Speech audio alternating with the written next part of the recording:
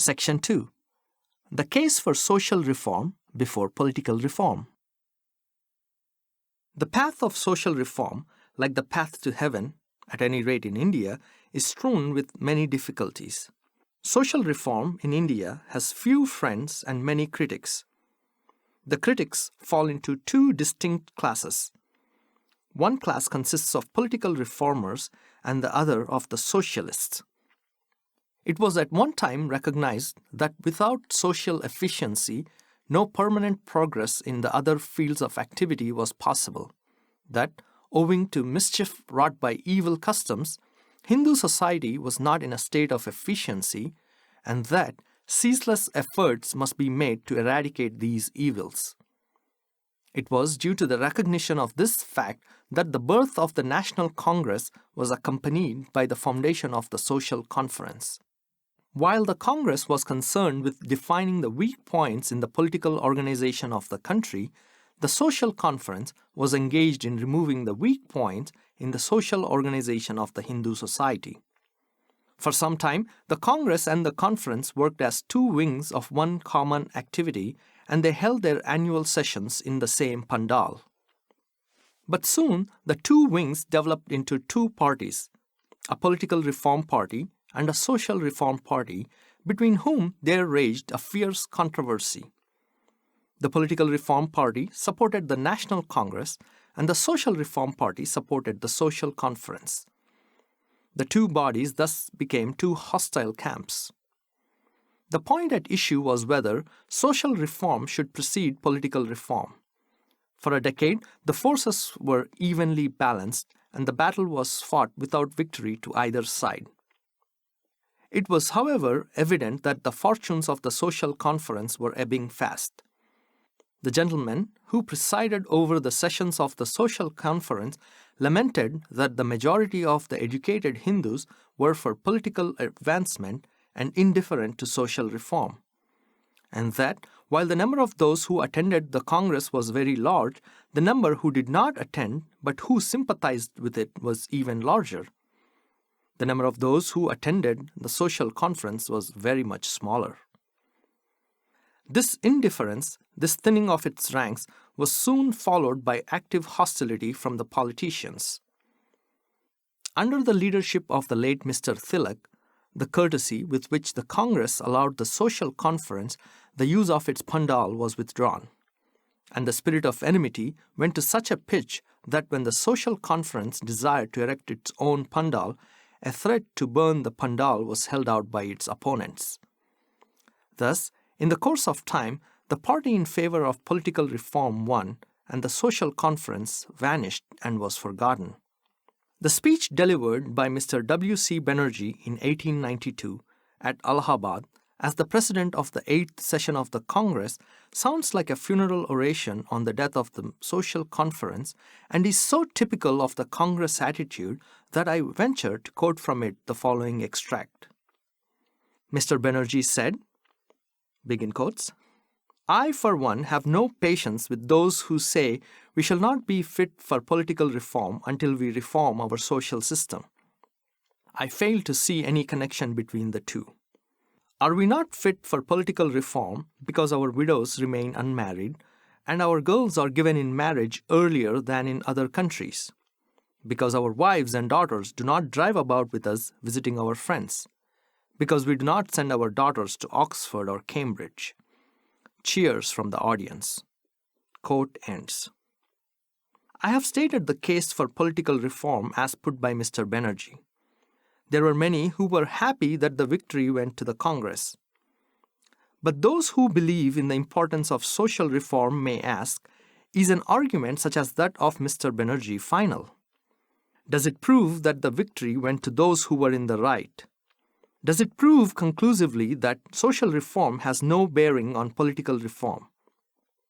It will help us to understand the matter if I state the other side of the case. I will draw upon the treatment of the untouchables for my facts. Under the rule of the Peshwas in the Maratha country, the untouchable was not allowed to use the public streets if a Hindu was coming along, lest he should pollute the Hindu by his shadow.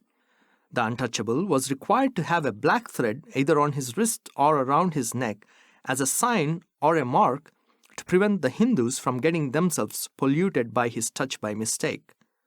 In Pune, the capital of the Peshwa, the untouchable was required to carry, strung from his waist, a broom to sweep away from behind himself the dust he trod on, lest a Hindu walking on the same dust should be polluted. In Pune, the untouchable was required to carry an earthen pot hung around his neck wherever he went for holding his spit, lest his spit falling on the earth should pollute a Hindu who might unknowingly happen to tread on it. Let me take more recent facts. The tyranny practiced by the Hindus upon the Balais, an untouchable community in central India, will serve my purpose. You will find a report of this in the Times of India of the 4th January 1928. The correspondent of the Times of India reported that high caste Hindus, viz. Kalotas, Rajputs and Brahmins, including the Patels and Patwaris of the villages of Kanaria, Bicholi Hafsi, Bicholi Mardana, and about 15 other villages in the Indore district of the Indore state, informed the Balais of their respective villages that if they wish to live among them, they must conform to the following rules. Balais must not wear gold lace bordered purgrees. They must not wear dhotis with colored or fancy borders. They must convey information of the death of any Hindu to relatives of the deceased, no matter how far these relatives may be living. In all Hindu marriages, Balais must play music before the processions and during the marriage. Balai women must not wear gold or silver ornaments. They must not wear fancy gowns or jackets. Balai women must attend all cases of childbirth of Hindu women. Balais must render services without demanding remuneration and must accept whatever a Hindu is pleased to give. If the Balais do not agree to abide by these terms, they must clear out of the villages. The Balais refused to comply, and the Hindu element proceeded against them. Balais were not allowed to get water from the village wells. They were not allowed to let go their cattle to graze. Balais were prohibited from passing through land owned by a Hindu, so that if the field of a Balai was surrounded by fields owned by Hindus, the Balai could have no access to his own field. The Hindus also let their cattle graze down the fields of Balais. The Balais submitted petitions to Court of Indore against these persecutions. But as they could get no timely relief and the oppression continued, hundreds of Balais with their wives and children were obliged to abandon their homes in which their ancestors had lived for generations and migrate to adjoining states. That is, to villages in Dar, Devas, Bagli, Bhopal, Gwalior and other states. What happened to them in their new homes may for the present be left out of our consideration. The incident at Kavita in Gujarat happened only last year. The Hindus of Kavita ordered the untouchables not to insist upon sending their children to the common village school maintained by the government. What sufferings the untouchables of Kavita had to undergo for daring to exercise a civic right against the wishes of the Hindus is too well known to need detailed description. Another instance occurred in the village of Zanu in the Ahmedabad district of Gujarat. In November 1935, some untouchable women of well-to-do families started fetching water in metal pots. The Hindus looked upon the use of metal pots by untouchables as an affront to their dignity and assaulted the untouchable women for their impudence. A most recent event is reported from the village of Chakwara in Jaipur state. It seems from the reports that have appeared in the newspapers that an untouchable of Chakwara, who had returned from a pilgrimage, had arranged to give a dinner to his fellow untouchables of the village as an act of religious piety. The host desired to treat the guests to a sumptuous meal, and the items served included ghee.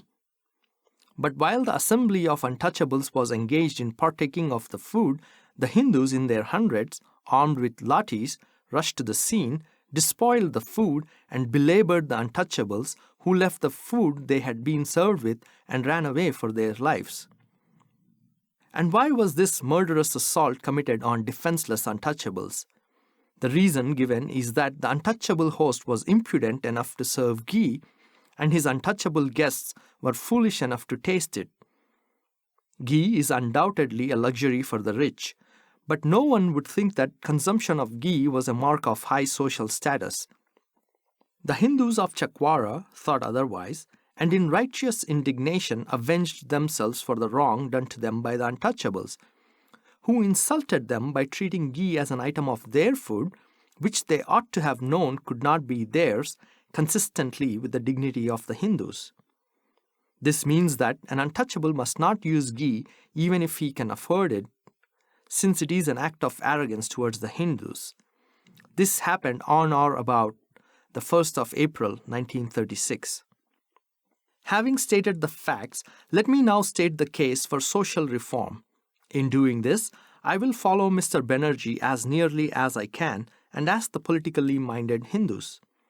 Are you fit for political power even though you do not allow a large class of your own countrymen, like the untouchables, to use public schools?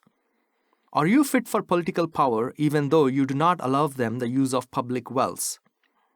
Are you fit for political power even though you do not allow them the use of public streets? Are you fit for political power even though you do not allow them to wear what apparel or ornaments they like? Are you fit for political power even though you do not allow them to eat any food they like? I can ask a string of such questions, but these will suffice. I wonder what would have been the reply of Mr. Banerjee. I am sure no sensible man will have the courage to give an affirmative answer. Every congressman who repeats the dogma of Mill that one country is not fit to rule another country must admit that one class is not fit to rule another class. How is it then that the Social Reform Party lost the battle? To understand this correctly, it is necessary to take note of the kind of social reform which the reformers were agitating for. In this connection, it is necessary to make a distinction between social reform in the sense of the reform of the Hindu family and social reform in the sense of the reorganization and reconstruction of the Hindu society. The former has a relation to widow remarriage, child marriage, etc., while the latter relates to the abolition of the caste system. The Social Conference was a body which mainly concerned itself with the reform of the high caste Hindu family. It consisted mostly of enlightened high caste Hindus who did not feel the necessity for agitating for the abolition of caste, nor had the courage to agitate for it. They felt quite naturally a greater urge to remove such evils as enforced widowhood, child marriages, etc., evils which prevailed among them and which were personally felt by them. They did not stand up for the reform of the Hindu society. The battle that was fought centered round the question of the reform of the family. It did not relate to social reform in the sense of the breakup of the caste system. The breakup of the caste system was never put in issue by the reformers. That is the reason why the Social Reform Party lost. I am aware that this argument cannot alter the fact that political reform did in fact gain precedence over social reform, but the argument has this much value, if not more. It explains why social reformers lost the battle. It also helps us to understand how limited was the victory which the Political Reform Party obtained over the Social Reform Party, and to understand that the view that social reform need not precede political reform is a view which may stand only when by social reform is meant the reform of the family. That political reform cannot with impunity take precedence over social reform in the sense of the reconstruction of society is a thesis which I am sure cannot be controverted. That the makers of political constitutions must take account of social forces is a fact which is recognized by no less a person than Ferdinand Lassalle, the friend and co-worker of Karl Marx. In addressing a Prussian audience in 1862, Lassalle said, quote begins, "The constitutional questions are in the first instance not questions of right, but questions of might. The actual constitution of a country has its existence only in the actual condition of force which exists in the country. Hence, political constitutions have value and permanence only when they accurately express those conditions of forces which exist in practice within a society. Quote ends. But it is not necessary to go to Prussia. There is evidence at home. What is the significance of the communal award with its allocation of political power in defined proportions to diverse classes and communities? In my view, its significance lies in this: that political constitution must take note of social organization. It shows that the politicians who denied that the social problem in India had any bearing on the political problem were forced to reckon with the social problem in devising the constitution. The communal award is, so to say, the nemesis following upon the indifference to and neglect of social reform. It is a victory for the Social Reform Party, which shows that, though defeated, they were in the right in insisting upon the importance of social reform. Many I know will not accept this finding. This view is current, and it is pleasant to believe in it that the communal award is unnatural and that it is the result of an unholy alliance between the minorities and the bureaucracy. I do not wish to rely on the communal award as a piece of evidence to support my contention if it is said that it is not good evidence. Let us turn to Ireland. What does the history of Irish Home Rule show? It is well known that in the course of the negotiations between the representatives of Ulster and Southern Ireland, Mr. Redmond, the representative of Southern Ireland, in order to bring Ulster into a Home Rule constitution common to the whole of Ireland, said to the representatives of Ulster, "Ask any political safeguards you like, and you shall have them." What was the reply that Ulstermen gave?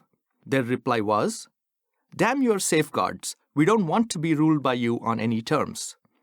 People who blame the minorities in India ought to consider what would have happened to the political aspirations of the majority if the minorities had taken the attitude which Ulster took.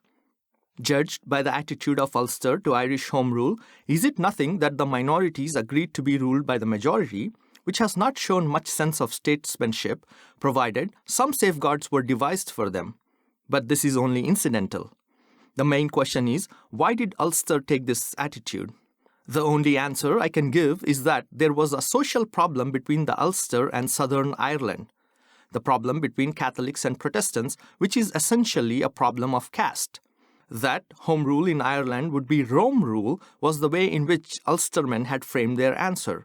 But that is only another way of stating that it was the social problem of caste between the Catholics and Protestants which prevented the solution of the political problem. This evidence again is sure to be challenged. It will be urged that here too the hand of the imperialist was at work. But my resources are not exhausted. I will give evidence from the history of Rome. Here, no one can say that any evil genius was at work. Anyone who has studied the history of Rome will know that the Republican Constitution of Rome bore marks having strong resemblance to the communal award. When the kingship in Rome was abolished, the kingly power, or the imperium, was divided between the consuls and the Pontifex Maximus. In the consuls was vested the secular authority of the king, while the latter took over the religious authority of the king. This Republican Constitution had provided that of the two consuls, one was to be patrician and the other plebeian. The same Constitution had also provided that of the priests under the Pontifex Maximus, half were to be plebeians and the other half patricians. Why is it that the Republican Constitution of Rome had these provisions, which, as I said, resemble so strongly the provisions of the communal award? The only answer one can get is that the Constitution of Republican Rome had to take account of the social division between the patricians and the plebeians, who formed two distinct castes.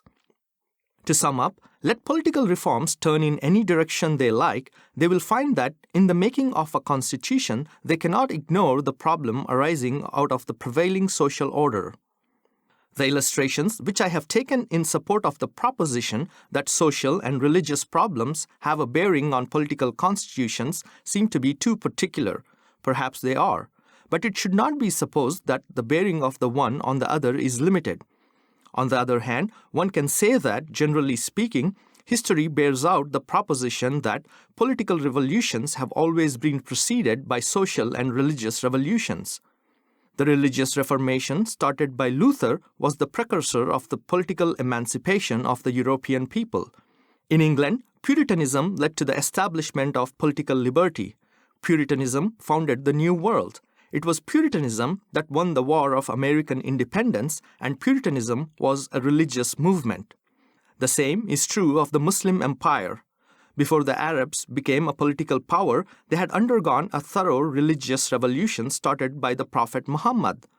Even in India, history supports the same conclusion. The political revolution led by Chandragupta Maurya was preceded by the religious and social revolution of Buddha. The political revolution led by Shivaji was preceded by the religious and social reform brought about by the saints of Maharashtra. The political revolution of the Sikhs was preceded by the religious and social revolution led by Guru Nanak.